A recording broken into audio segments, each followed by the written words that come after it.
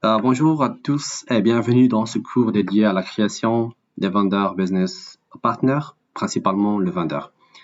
Donc, ce vidéo-là est dédié principalement à mes étudiants de l'ENSA de Kinitra, module Material Management.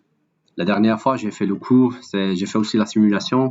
C'est peut-être un peu rapide. Il y a des personnes, il y a des étudiants qui ont arrivé à créer leur propre business partner, mais pas tous. Donc maintenant, donc je vais vous donner donc une nouvelle occasion à me suivre donc sur cette vidéo là.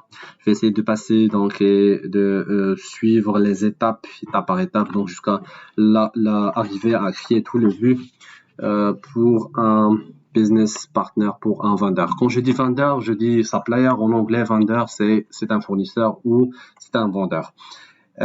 Donc, puisqu'on est sur le module matériel management et on va passer sûrement à la création de tout ce qui est purchase order, donc des documents d'achat seront toujours liés à un fournisseur, lié à un vendeur.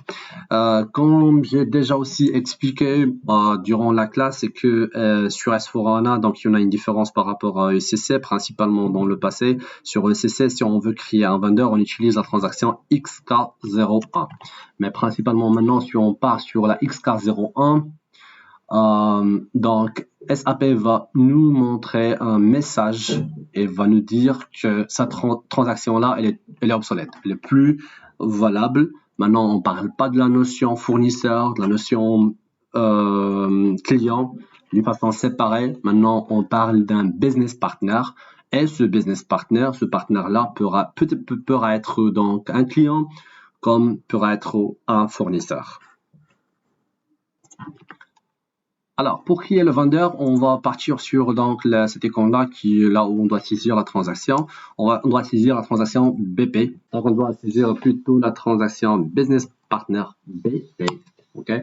Une fois on est sur la transaction, donc la première chose qu'on doit déterminer, ce volet-là, ça permet quoi exactement? On peut toujours le cacher, comme on peut l'afficher. C'est que si on a par exemple déjà créé un partenaire dans le passé, on veut chercher nos partenaires, notre business partner, parce qu'on n'est pas sûr du numéro qui a été généré par le système. On peut par exemple partir ici, saisir le numéro de client, le numéro de vendeur, si on a donc ce numéro-là. Si on n'a pas, on peut même utiliser par exemple le nom. S'il voulait par exemple donc faire une petite recherche pour afficher tous les vendeurs qui s'appellent API, donc qui commence par un API-plainte, je fais juste API, je fais étoile comme ça veut dire je m'intéresse à ce que le système va me donner tous les noms du partenaire qui commence par API. Je fais un start et puis donc le système va me chercher tous les vendeurs ici et ce que je dois faire donc c'est de sélectionner quel business partner en se basant sur la description. Donc pour la création, d'abord on n'aura pas besoin de cette fenêtre, ça veut dire on peut la fermer d'ici. Donc première étape à faire, c'est d'aller vers organisation. On va donc créer un fournisseur. Je clique sur l'organisation comme ça, organisation, et puis donc next, donc c'est que on doit remplir donc les données. Et avant de remplir ces données-là, le titre et le name, on doit s'assurer que le grouping ici, donc ça a été donc généré par les gens de développement.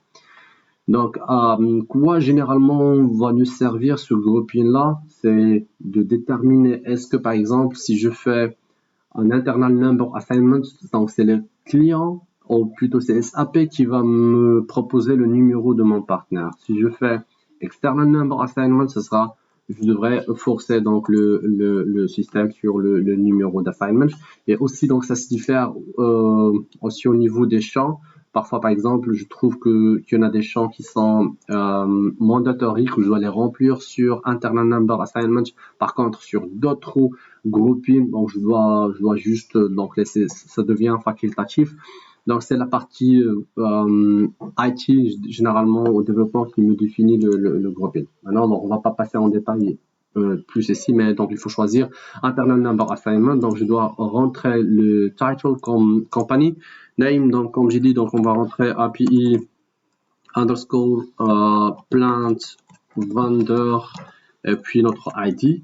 Donc je dois déjà refaire ça, plainte vendeur et puis l'ID. L'ID, donc pour moi, je me suis connecté par l'user qui mm_001. Ça veut dire que mon ID, ça sera vendeur 001. Donc ça c'est principalement donc le nom de mon business partner. Maintenant, ce que je dois faire, c'est je dois définir des vues, ok, principal qui sera donc assigné à ce business partner. Ça veut dire que ce business partner, il pourra être un vendeur, une plainte, entre parenthèses, une usine, une personne, un agent, donc un client, un vendeur. Donc, il y en a plusieurs vues qu'on peut définir et qu'on peut assigner à ce business partner. Nous, on est intéressé pour le moment d'être capable d'assurer principalement deux autres vues. La première vue, ça sera pour le vendeur, pour qu'on puisse donc généralement réceptionner de la marchandise. Et puis, la deuxième vue, ça sera concernant la partie finance pour les vendeurs, pour qu'on puisse traiter tout ce qui est facture. Donc, une fois j'ai choisi la FLVN01 vendeur, dans ce cas-là, automatiquement, alors dans ce cas-là, le système va m'afficher un pop-up qui me dit donc are you sure to or do you want to create this view? Je vais cliquer sur create et automatiquement maintenant on va assigner la vue vendeur. Elle est toujours entre parenthèses, c'est new, ça veut dire elle n'est pas encore définie. Et une fois on va la définir, ça va devenir defined, entre parenthèses ici defined. Le titre, ça sera donc une compagnie. Le name, donc on va rentrer API underscore, donc plainte vendeur 001. Search term, c'est très très important parce que là, ce champ-là, une fois on va rentrer un ID ici, ça va devenir facile à trouver donc ce fournisseur-là prochainement. Ça veut dire si je fais par exemple master 2023 ou un search term pour mon ID, je sais que pour les ID, mon ID c'est 001. Peut-être que ce sera un peu compliqué de trouver avec 001. Je peux par exemple faire ENSA 001. Donc comme ça aussi, donc mon search term, je vais vous montrer comment trouver après. Donc ça sera facile à trouver. Donc quand vous voulez, donc vous pouvez faire 001 ou définir ENSA 001. Mais ok, je vous recommande de définir peut-être ENSA 001. Après, donc comme j'ai dit, tous les champs qui sont avec une étoile rouge, ce sont des champs mandatory. Si on essaye d'enregistrer sans remplir donc ces champs-là, donc le système va nous bloquer. Je vais rentrer juste un postcode comme ça, country S, region, donc ce sera, je vais rentrer aussi la ville, Valencia, et aussi donc je dois aussi rentrer la région parce que c'est la mandatory de la faire. Donc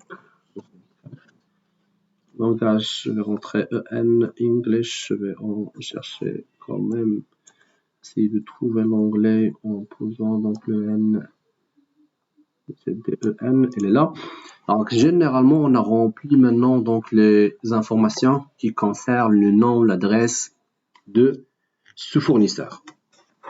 Après, donc, pour pouvoir utiliser ce fournisseur-là sur nos purchase orders dans l'avenir, on doit maintenir cette vue-là qui s'appelle Purchasing. Donc, je clique sur Purchasing.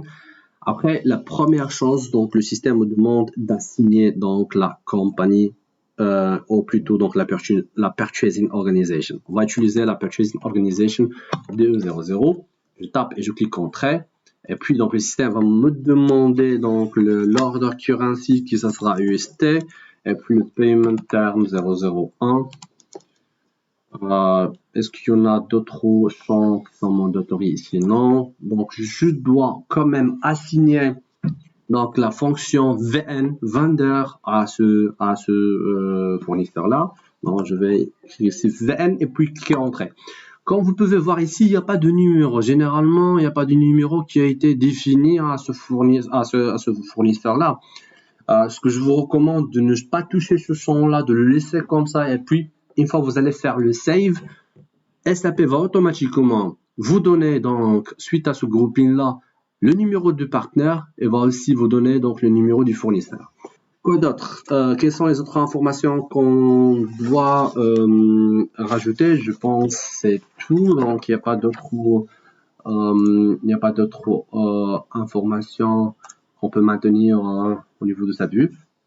Vous pouvez remarquer, une fois que je vais cliquer Save, donc le système va créer le business partner et va me créer aussi le vendeur. Donc, une fois que je fais Save, automatiquement, je vais obtenir un message ici qui me dit que SAP a créé ce business partner. Voilà mon business partner. Je suis ici, je suis dans le mode display parce que les champs ils sont grisés, je peux pas écrire, je peux pas changer, ni changer, je peux pas même pas changer. Donc, ils sont grisés. Et voilà, donc j'ai qu'une seule vue. Dans ces deux vues, donc ils sont déjà créés. Une fois que j'ai créé le business partner, voilà son numéro. Donc ces deux vues, donc ils se créent automatiquement avec ça. Et j'ai créé aussi donc la vue FLVN01, comme vous pouvez voir. Donc voilà le partner function, donc le système m'a assigné automatiquement ce numéro de fournisseur. Très bien. Alors, donc je dois continuer. Actuellement, j'ai un numéro de fournisseur. Je peux utiliser ce numéro de fournisseur là pour traiter donc les purchase orders, mais après donc je pourrais pas payer donc ce fournisseur là. Ce que je dois faire donc c'est de créer plutôt la vue FI vendeur.